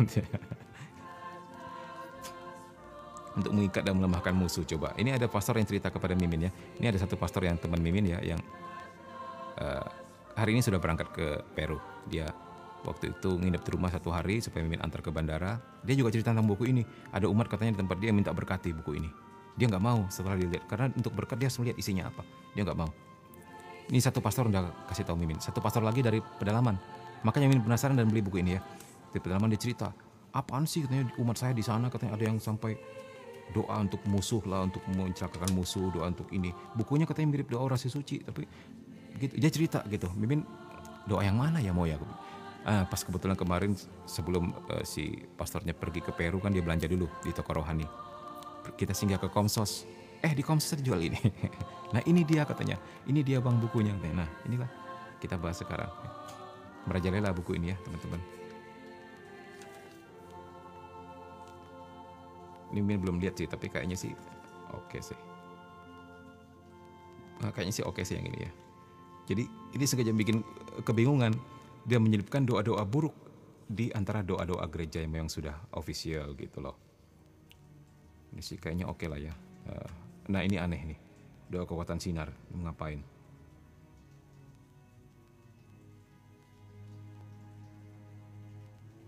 Tadi ya. Ya Tuhan, saya pandang matahari menyinari dan membuangkan diri saya dalam sinar cahayanya sehingga mata saya bersinar bagaikan sinar matahari. Ya Tuhan. Nah, oke lah, ini doa kerahiman yang memang doa gereja ya. Nah jadi lihat cara mereka menyusupkan mantra dalam sebuah doa yang baik ya. Depannya mungkin doa orasi suci, Mimin nggak tahu apa isinya ya, tapi ini sudah jelas-jelas sesuatu ya ini. Nah oke, ini doa wasiat yang sering kalian kenal ya. Di tengahnya mantra-mantra tadi ya, di belakangnya doa kerahiman ilahi. Pinter kan? Untuk umat yang nggak ngerti mungkin lihat depannya sama belakangnya doang, dibikin ini doa beneran. Nah, tadi teman-teman bisa lihat di postingan Mimin ya, ada yang komen bahkan, ya ampun Min, aku barusan beli buku ini tadi siang katanya, dan begitu lihat postingan Mimin, bagi saya ini Tuhan menegur saya. Jadi saya bisa tahu apa isi doanya dan tidak saya lakukan, katanya begitu. Barusan tadi dia beli buku ini, jadi ini udah banyak banget ini. Ternyata parah ini.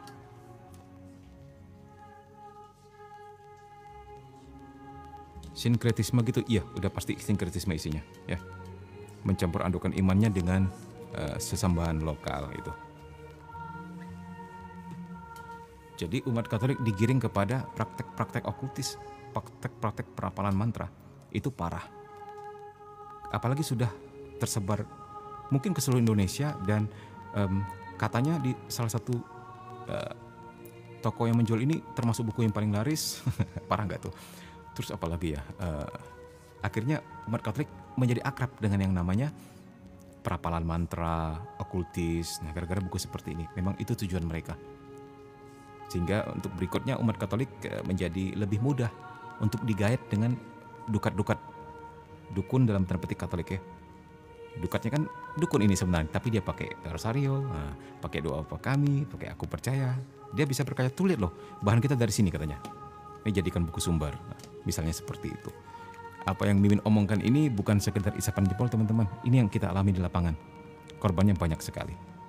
Nah, seperti yang akan kita alami nanti, seperti yang akan kita doakan nanti hari Sabtu Minggu, kita akan ke pedalaman lagi. Terikat, jadi korban-korbannya ini terikat dengan dukun Katolik ya. Gitu.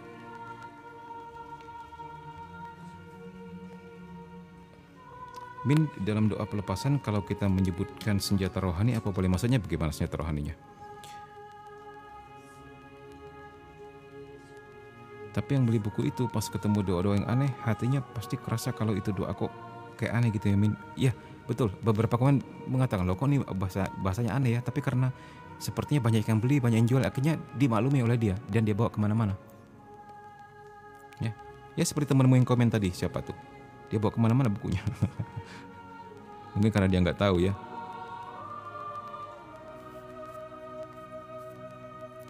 Minggu besok berarti nggak live ya Min? Iya nggak live sepertinya pulang malam. Kalaupun pulang sore Min pasti kecapean. Ya kita pindahkan ke Senin ya. Min kalau 15 doa Santa Brigida, it's okay, nggak apa-apa ya. Jadi Mimin ini orangnya pertama ini, kita harus melihat teologi di dalamnya dulu. Mimin enggak inilah seperti setiap doa kan misalnya dikasih cerita apa, misalnya doa temukan ke apa. Mimin nggak percaya loh kayak gini-gini. Mimin lihat isinya aja dulu. Kalau isinya oke, udahlah, oke lah ceritanya. Kemudian Mimin percaya. Jadi karena Mimin master teologi ya, jadi mudah bagi melihat ini sesuai teologi Katolik atau enggak. Nah kayak gini-gini ya. Ini sanca berjita ya. Nah, ini sanca berjita ada nih. Sanca berjita oke, ya boleh dipakai. Teologinya bagus, tidak ada yang menyimpang. Gitu. Ya. Senjata rohani seperti pedang roh semacam gitu, no problem, itu juga is okay ya. Yang penting jangan terlalu aneh aja. Sebenarnya teman-teman kalau mau jujur, rahasianya adalah nama Yesus. Setiap doa apapun yang kamu doakan untuk pelepasan, sebisa mungkin, sebanyak mungkin, taruh nama Yesus di situ. Karena nama itu penuh kuasa. Nama itulah yang mengusir setan, bukan indahnya doa kita, indahnya kata-kata kita, ya.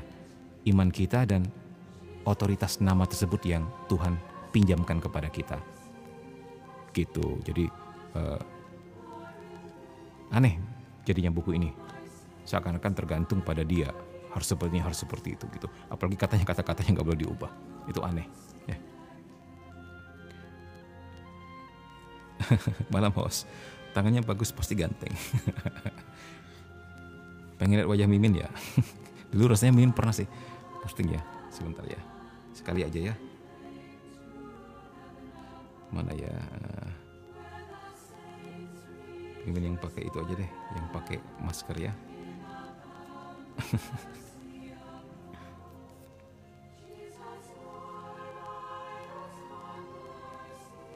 Nah, ini Mimin. 1, 2, 3. Oke, sudah selesai ya.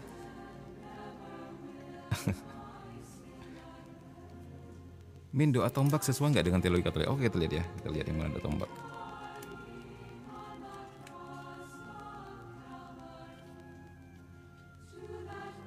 Tugas dari mana? Min, di Kalimantan Barat. Sebentar, mana doa tombak tadi? Pokoknya teman-teman udah. Mana doa tombak? Ada nggak di sini? Ini bukan. Kalau yang ini udah pasti aneh ya. 7 karena Roh Kudus sadarlah diriku. Ngapain coba? Doa tombak ini nggak tahu. Tapi kayaknya oke itu doa tombak. Coba sebut seperti apa? Sepertinya oke sih kata-katanya. Coba. Kalau nggak salah singkat ya. Coba yang seperti apa doanya?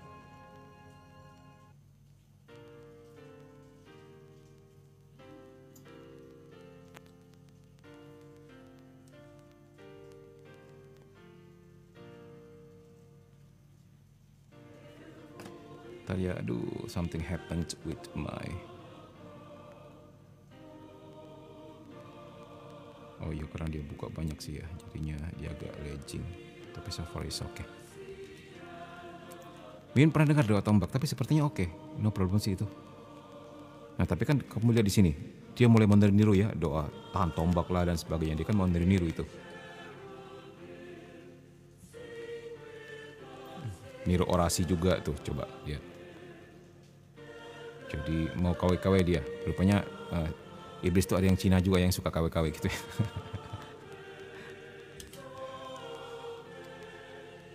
Sorry sebentar.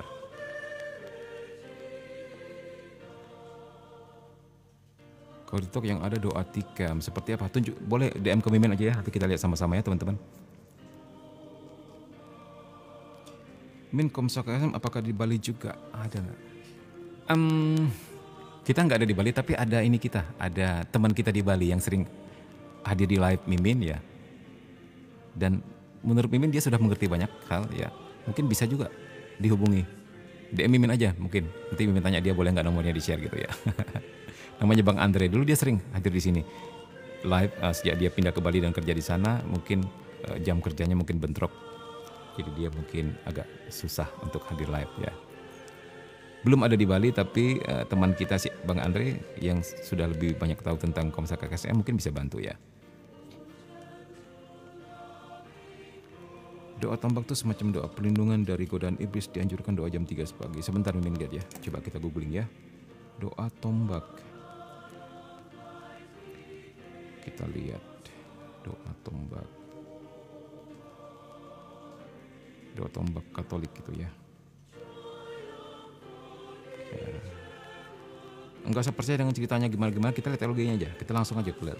Misalnya orang menceritakan doa ini begini begitu, dapatnya dari planet mana ya, enggak usah. Kita lihat teologinya ada bener nggak? Ya sebentar ya kita lihat. Oke, jam 3 pagi, oke. 3 pagi atau jam 3. Pokoknya jam 3 itu simbol jam kematian Yesus ya. Kita lihat. Tuhan cukup yang baik. Nih, oke, ini oke, tar ya. Oke. Ketakutan dan kikir, ini maksudnya apa kikir ya?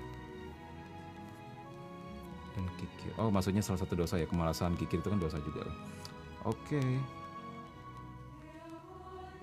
Dan aku begini 3 kali. Ini oke sih ya. No problem lah. Walaupun pada intinya kamu bisa buat doa sendiri ya. Kemudian bangun jam 3 pagi, jam 3 subuh. Nah, jadi jam 3 itu maksudnya menunjukkan keseriusan kita di hadapan Tuhan bahwa kita mau bangun, memperjuangkan ini, bahwa kita butuh gitu loh. Nah, jadi tidak harus doa ini maksud Mimin. Kamu dengan kata-katamu sendiri, Tuhan lindungilah aku dari ini gitu, itu juga oke ya. Ya, doa itu ada 2 teman-teman, doa vokal sama doa batin. Doa vokal itu doa yang kita ucapkan, ini salah satu doa vokal. Doa batin itu meditasi, seperti doa Yesus atau rosario yang diucapkan dalam hati. Nah itu doa. Jadi semua doa itu baik ya. Jangan menganggap doa ini lebih kuat atau lebih baik atau lebih manjur pada yang lain. Oh enggak. Yang membuat menjadi lebih efektif, menjadi baik, lebih manjur adalah bagaimana kita di hadapan Tuhan, bagaimana motivasi kita, ya, bagaimana iman kita itu, ya. Juga tergantung nggak apakah ini sesuai dengan kehendak Tuhan, kan begitu, ya. Oke. Doa apapun baik ya. Benar, kecuali doa ini ya, yang ngawur tadi ya. Itu pasti nggak baik ya, aneh-aneh doanya ya teman-teman. Nggak sanggup aku jam 3 pagi, Min, jam 3 sore aja jam kerja. It's okay, no problem ya. Oke, thank you, Min. Oke.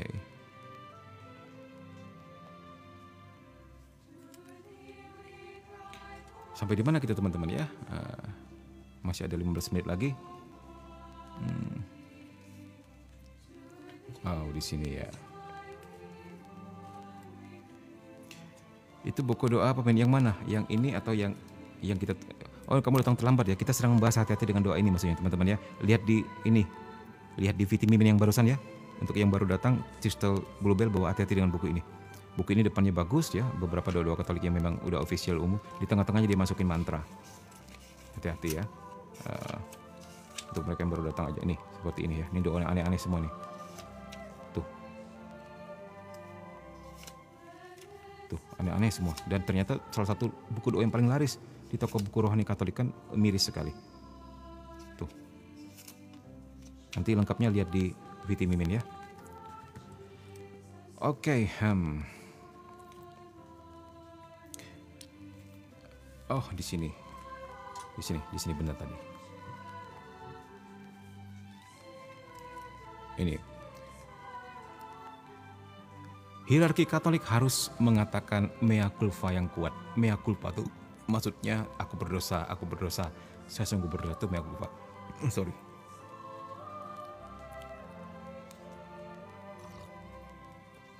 Min, tanggapan Mimin tentang soal pembukaan Olimpiade Paris gimana sih, Min? Ya begitulah. Itu sebenarnya bukan sesuatu yang baru bahwa agama kita dihina, dinista ya. Kita doakan saja mereka. Ya. Apakah mereka sengaja atau tidak sengaja kan kemudian ketua seni kan bilang oh nggak sengaja, itu cuma tentang persamaan gender gitu kan, bahwa tentang perjamuan makan itu semuanya sebuah kebetulan saja, itu sebenarnya mempertunjukkan dewa-dewa Yunani sedang ngumpul dengan Zeus sebagai apa gitu kan, gitu alasannya. Ya walaupun kita tahu ya itu sebenarnya untuk menghina gereja sebenarnya, yang dengan teguh mengajarkan ajaran-ajaran iman dan moral yang tidak tergoyahkan gitu. Mereka maksudnya mau nyinyir tentang hal ini gitu. Itu sudah jelas sekali sih.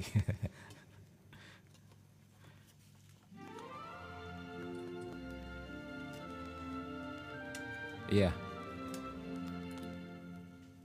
Nah, dikatakan di sini I am personally acquainted with many Italian bishops. Saya secara pribadi mengenal banyak uskup Italia, kata Father Gabriel Amorth, si penulis buku ini. Saya tahu hanya sedikit yang pernah berlatih atau yang telah membantu saya selama pengusiran setan atau yang cukup menyadari masalah ini. Wah, ini juga ya potret gereja Katolik kita. Ya. Saya tidak ragu untuk mengulangi apa yang telah saya tulis di tempat lain. Jika seorang uskup ketika dihadapkan pada permintaan yang sah untuk pengusiran setan, ya, tapi uskup tersebut dikatakan enggak menjawab, ya, enggak menjawab masalahnya baik secara pribadi atau bahkan enggak mendelegasikan imam yang memenuhi syarat untuk hal tersebut, katanya gitu, maka dia bersalah atas dosa kelalaian yang paling serius.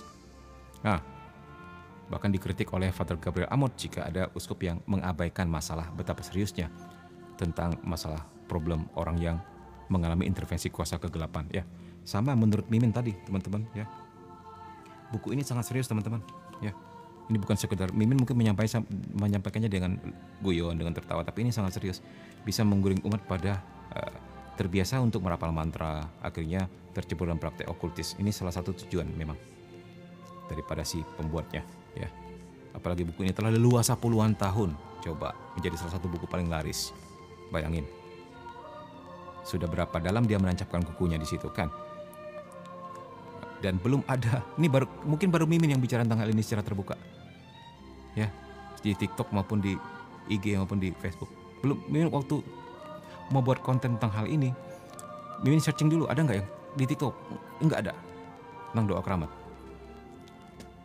Dengan kata lain, udah dianggap orang Katolik sebagai doa yang direstui atau diresmikan oleh gereja sebagai yang bisa dipakai sebagai jimat, kan begitu. Itu menyedihkan, ya. Ya. Nah, sebagai akibat kelalaian ini, katanya, as a result of this negligence, ya, sebagai akibat dari kelalaian ini, kami sekarang telah kehilangan sekolah yang dulu, ya, di masa lalu, di mana seorang pengusir setan terlatih akan menginstruksikan seorang pemula. Oke, saya akan kembali ke topik ini. Jadi maksudnya umat zaman sekarang sudah kehilangan para eksorsis yang mumpuni, para pelayan-pelayan gereja yang sangat sangat ahli di bidang pengusiran setan. Sejak ketika hal ini tidak diperhatikan. Tadi bicara tentang Konsili Vatikan pertama dan Konsili Vatikan kedua, ya, di mana dalam Konsili Vatikan pertama ritus sakramen baptisnya masih menyertakan ritual atau kata-kata eksorsisme, sementara untuk zaman ini banyak berkurang. Kemudian sebelum Konsili Vatikan kedua, pada waktu Konsili Vatikan pertama, ya, itu ada doa wajib, yaitu doa kepada Santo Mikael di akhir setiap misa. Sekarang udah nggak ada. Jadi ini yang dikritik oleh Father Gabriel Amorth, ya, teman-teman. Jadi lebih diserahkan kepada doa pribadi.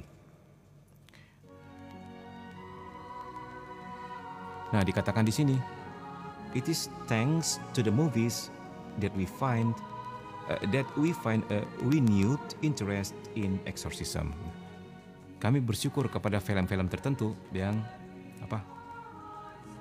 telah menimbulkan minat lagi terhadap pengusiran setan, disebutnya. Vatican Radio Vatikan pada tanggal 2 Februari 1975, ya, mewawancarai William Friedkin, sutradara film Exorcist, dan penasihat ahlinya, seorang teolog, yaitu Pastor Thomas B. Mingen, ya, SC, dalam sebuah buku yang sebenarnya terjadi pada tahun 1949.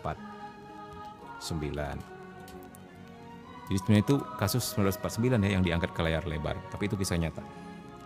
Jadi film tersebut tidak menarik kesimpulan apapun tentang kerasukan setan. Jadi menurut sutradara ini adalah yang menjadi bidangnya atau pertanyaan para teolog, begitu. Jadi ketika pastor Yesuit tersebut ditanya apakah film The Exorcist hanyalah salah satu dari banyak film horor lainnya atau sesuatu yang mungkin sama sekali berbeda, dia dengan tegas menyatakan bahwa ini adalah dikatakan apa ini? It was the latter. Ini adalah yang terakhir maksudnya apa? Sebentar. Dia mengutip dampak besar film tersebut terhadap, maksudnya the letter yang terakhir ini. The letter itu maksudnya terakhir itu ini. Jadi dikatakan ini merupakan sesuatu yang sama sekali berbeda. Kemudian dia mengutip dampak besar film tersebut terhadap penonton di seluruh dunia sebagai sebuah demonstrasi bahwa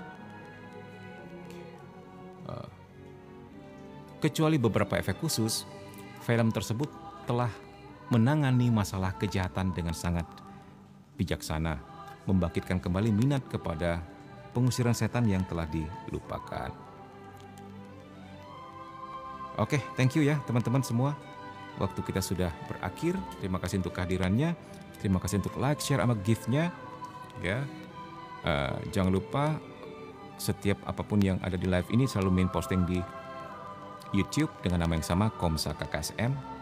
Boleh mampir di sana untuk bantu-bantu like, subscribe, komen, dan sebagainya. Ya, kita akan bertemu lagi mungkin minggu depan.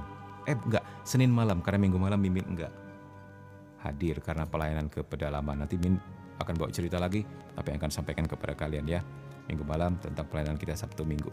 Doakan selalu agar kita sehat selalu dan bisa melayani umat di pedalaman.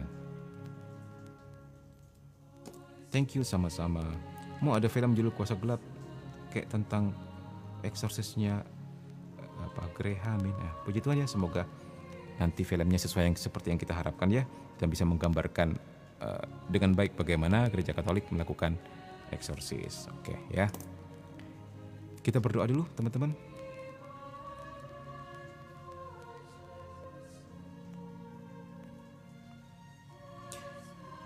Dalam nama Bapa dan Putra dan Roh Kudus. Amin. Sator arepo tenet opera rotas. Aku mempersembahkan seluruh hidupku dengan sepenuh hatiku kepada Bapa yang menjadi tempat perlindunganku juga yang memeliharaku. Santo Mikael Malaikat Agung, belalah kami pada hari pertempuran. Jadilah pelindung kami melawan kejahatan dan jebakan si jahat. Dengan rendah hati kami mohon kiranya Allah menghardiknya. Dan semoga Engkau hai Panglima pasukan surgawi, dengan kuasa Allah mencampakkan ke dalam neraka setan dan semua roh jahat lain yang berkeliaran dunia hendak membinasakan jiwa-jiwa. Bunda Maria doakan kami, para malaikat dan orang kudus Allah beserta kami selalu. Kemuliaan kepada Bapa dan Putra dan Roh Kudus, seperti pada permulaan, sekarang, selalu, dan sepanjang segala abad. Amin. Dalam nama Bapa, Putra dan Roh Kudus. Amin. Thank you all. God bless you. See you Senin malam.